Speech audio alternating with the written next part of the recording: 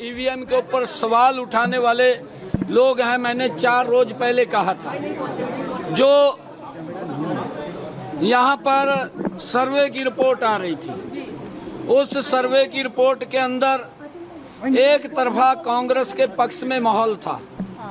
कांग्रेस इस प्रकार का वातावरण बना रही थी, झूठ का बवंडर खड़ा कर रही थी कि हम सत्ता के अंदर आ गए हैं।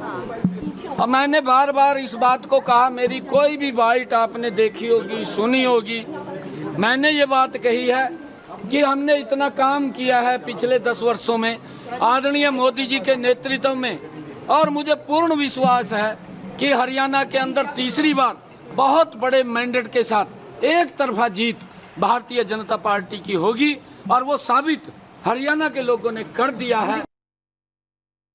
मेरी जो ड्यूटी थी मैंने वो पूरी की है। ये हमारा पार्लियामेंट्री बोर्ड तय करेगा।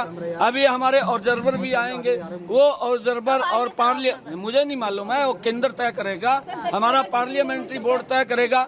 विधायक दल अपना नेता चुनेगा, किसको चुनेगा किसको नहीं चुनेगा, जिसको भी चुनेगा हमारी पूरा का पूरा विधायक दल, हमारे यहाँ कोई किंतु परंतु तो है नहीं, हमारे यहाँ कोई ये भी नहीं कहता कि ये जो पार्लियामेंट्री बोर्ड का आदेश होगा वो सिर माथे के ऊपर होता है। और वो मैंने कहा है कि केंद्र तय करेगा, हमारे ऑब्जर्वर आएंगे, ऑब्जर्वर उसको जो आएंगे वो तय करेंगे। और जब दायित्व संभालने के लिए तैयार है, जिम्मेदारी नहीं, देखिए मैंने कहा है कि हमारा पार्लियामेंट्री बोर्ड इस बात को तय करता है, और पार्लियामेंट्री बोर्ड का फैसला वो अंतिम फैसला है। जो भी फैसला उनका होगा वो सर्वमान्य है। तो नायब सिंह सैनी को आप सुन रहे थे, जिन्होंने कहा कि प्रधानमंत्री मोदी का आभार, उनकी नीतियों की वजह से, उनकी योजनाओं की वजह से जनता ने उन पर भरोसा जताया। और इस वक्त गणेश हमारे साथ जुड़े हुए हैं लाइव। गणेश, प्रधानमंत्री मोदी से शिष्टाचार मुलाकात हुई, क्या बात हुई?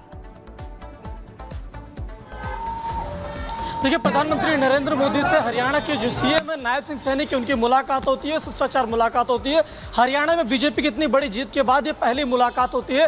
इस मुलाकात के दौरान बीजेपी के राष्ट्रीय अध्यक्ष जेपी नड्डा, गृह मंत्री अमित शाह भी मौजूद रहते हैं। और देखिए, जिस तरीके से लगातार जो तमाम बातें कही जा रही थी, उन सभी बातों को धराशायी करते हुए बीजेपी ने यहाँ पर बड़ी जीत हासिल की है। तो तमाम बातों को लेकर यहाँ पर नायब सिंह सैनी आज प्रधानमंत्री नरेंद्र मोदी को शिष्टाचार मुलाकात के दौरान अवगत कराने के लिए पहुंचे थे। साथ ही जिस तरीके से अभी आपने सुना कि नायब सिंह सैनी जिस तरीके से कह रहे, कांग्रेस ने जिस तरीके से जो झूठ की बातें कही थी वो जनता ने पूरी तरीके से नकार दिया। जनता ने डबल इंजन सरकार को एक बार दोबारा से हरियाणा के अंदर मौका दिया। और ये देखिए, 5 दशक के बाद बड़ी जीत एक तरीके से बीजेपी के लिए, यह युग है किसी भी पार्टी के लिए, हरियाणा के अंदर बड़ी जीत है। अब चुनौती होगी कि किस तरीके से, जिस तरीके से जो इन्होंने वादे किए थे, जो अपने संकल्प पत्र में बातें कही थी, उन बातों को किस तरीके से पूरा किया जाएगा। अब दूसरी बात ये देखिए कि आने वाले दिनों में जब विधायक दल की बैठक होगी या यहाँ से जो पर्यवेक्षक जाएंगे, उसमें तय किया जाएगा कि हरियाणा का अगला मुख्यमंत्री कौन होगा। और जब बीजेपी के हमने तमाम नेताओं से बात किया था तो साफ तौर से उन्होंने कहा था कि इस बार का जो हरियाणा का चुनाव हुआ था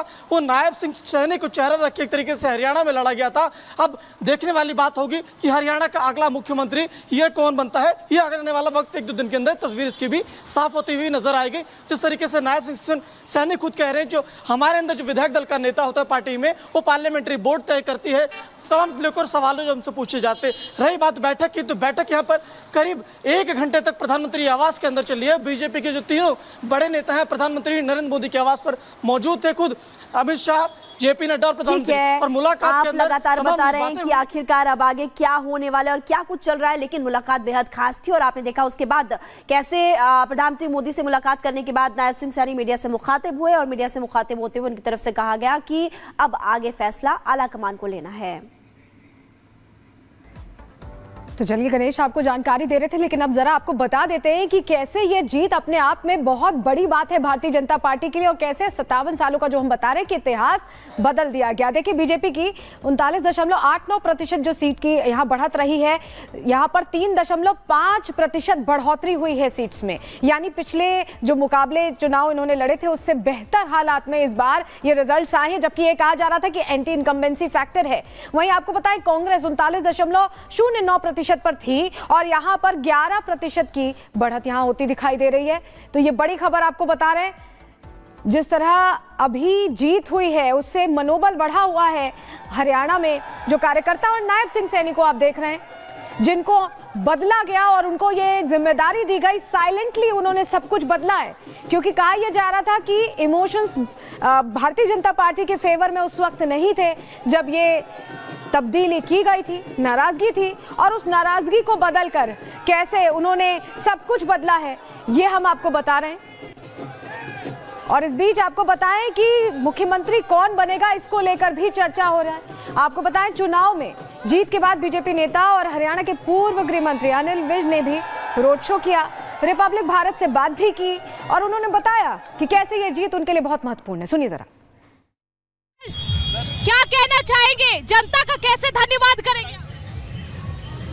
जनता का तो बहुत धन्यवाद है, और अम्बाला छावनी की जनता को तो मेरे जैसे साधारण व्यक्ति को 7 बार यहाँ से विधायक बनाया। अम्बाला छावनी की जनता को तो बार बार नमन है। कांग्रेस सुबह से ही जलेबियां बांट रही थी, कांग्रेस सुबह से जलेबियां बांट रही थी। हाँ, वो राहुल गांधी जी ने नई फैक्ट्री लगाई है, तो आज सुना है कि वहाँ की लेबर भाग गई और दरवाजे खुले नहीं वहाँ के, इसलिए आज थोड़ी सी दिक्कत है। लेकिन अब ईवीएम पे भी सवाल हो रहे हैं सर, ईवीएम पे भी सवाल हो रहे हैं, ईवीएम पे भी सवाल हो रहे हैं। ये हर चुनाव में जब कांग्रेस हारती है, जब जीती है तब ठीक है सब कुछ, जब हारती है तो ये इनका रोने का स्टाइल है। ये अलग अलग फ्रिक्वेंसी में अलग अलग नेता फिर आके रोते हैं और फिर आखिरी रोना हाय ईवीएम, हाय ईवीएम, हाय ईवीएम, हाय ईवीएम। लेकिन एक बड़ा सवाल ये है कि तीसरी बार बीजेपी ने हरियाणा में हैट्रिक तो लगा दिया, लेकिन मुख्यमंत्री कौन बनेगा? जिसको हाईकमांड चाहेगी, ABCD जिसको मर्जी बना दे। ये हाईकमान आपको भी अप्रोच कर रही है?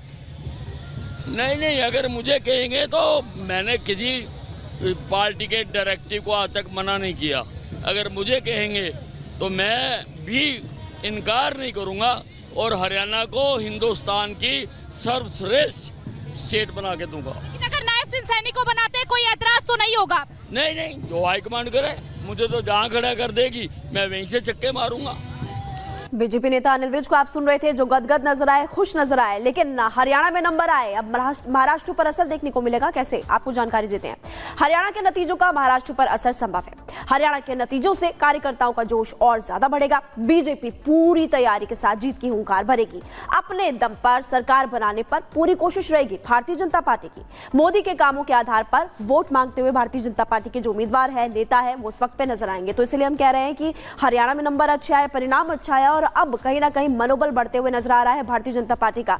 और खबरों में आगे बढ़ते हैं और अब आपको सीधी ग्राउंड पर ले चलते हैं कोमल से। कोमल इस वक्त हमारे साथ जुड़ी हुई है हरियाणा भवन से, आपको वहीं पर ले चलते हैं। कोमल, हरियाणा की बात करें तो देखिए इस वक्त कार्यकर्ताओं में खूब जोश देखने को मिल रहा है। अभी हम चर्चा कर रहे थे कि महाराष्ट्र में इसका असर देखने को मिलेगा। बहरहाल हरियाणा की बात करें, अब आगे क्या, किस तरह से कार्यकर्ता जश्न मना रहे हैं, आज क्या खास होने वाला है हरियाणा में? बिल्कुल, देखिए हरियाणा की बात करें तो बीजेपी की बम्पर जीत हुई है, हैट्रिक बीजेपी ने मारी है। लेकिन इसके बाद हरियाणा से लेकर के राजधानी दिल्ली तक में हलचल काफ़ी ज़्यादा तेज़ हो गई है। अभी जिस तरह से हमने हरियाणा के अध्यक्ष, बीजेपी अध्यक्ष मोहनलाल बटौली से बात की थी, उसके बाद यहाँ पे देखिए वो पहुँचे हुए हैं, नायब सिंह सैनी यहाँ पे पहुँचे हैं। प्रधानमंत्री नरेंद्र मोदी से मुलाकात करने के बाद देखिए नायब सिंह सैनी से हरियाणा भवन में पहुँचे हैं। जब उनसे हमने बात की कि आगे आखिर आप लोगों का क्या स्केड्यूल है, तो साफ तौर पर उनका ये कहना है कि अब हरियाणा के जितने भी वरिष्ठ नेता है उन सब की मौजूदगी जो है वो हरियाणा भवन में है, यानी दिल्ली के हरियाणा भवन में है। हलचल तेज हो गई है, लगातार जो बीजेपी के शीर्ष नेतृत्व है उनसे मुलाकात हो रही है। और देखिए क्योंकि अब जो है सीएम का चेहरा कौन होगा, अगर कल हम बात करें तो कृष्णपाल गुर्जर की, जो केंद्रीय राज्य मंत्री है, फरीदाबाद को रिप्रेजेंट करते हैं, तो उन्होंने भी साफ तौर पर कोमल, जो आप बता रही हैं, तो अब मंथन चल रहा है, कैसे सब कुछ तय तमाम होता है, किस दिन की तारीख तय होती है, उस पर हमारी नजर रहेगी। बहुत शुक्रिया आपका जुड़ने के लिए और जानकारियां देने के लिए। और यहाँ रिपब्लिक भारत पर वक्त हो गया एक छोटे से ब्रेक का, कहीं मत जाइए, जल्द लौट।